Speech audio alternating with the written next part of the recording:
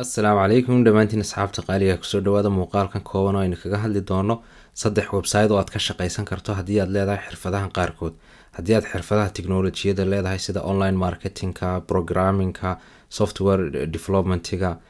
web designka web developmentiga iyo graphic designka xirfadahan aynu soo sheegnay midkood haddii aad leedahay waxaad kaga shaqaysan kartaa online adigoo gurigaaga jooga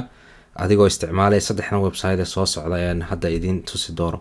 website-ka koowaad waa fiverr.com baa la yiraahdaa waxaa ku jira malaayiin qof oo qaarkoodna ay ka raadinayaan shaqaale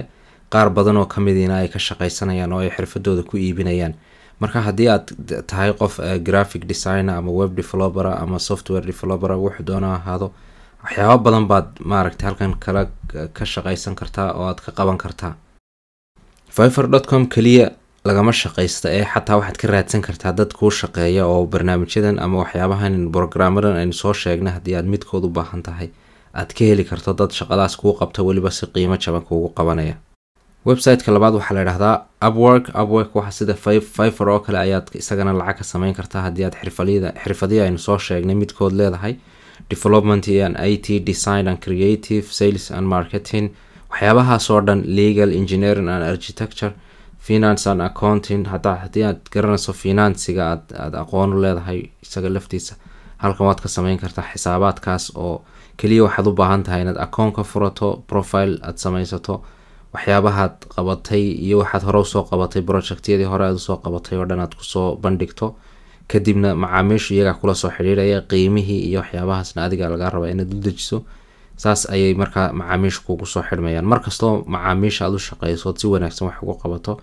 stars baa lagu siinayaa xidigahaasa lagu siinayaa qofku ka xidiga badan yahayna wuu ka aamin badan yahay wuuna ka saacad qaalisan yahay markaa isagana saasaad ula soconaysaan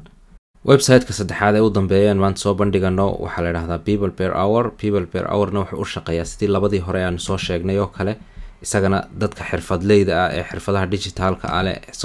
soft skillska iyo waxyaabahaas oo dhan halkan ayay ka shaqaysan karaan iyagoo sidii aanu soo sheegnay account ka samaysanaya profile ka samaysanaya projectyadooda iyo waxyaabaha ay ku takhasuseen iyo waxay hore usoo qabteen kusoo bandhigaya saas ayay macmiilku ugu soo xidhmaya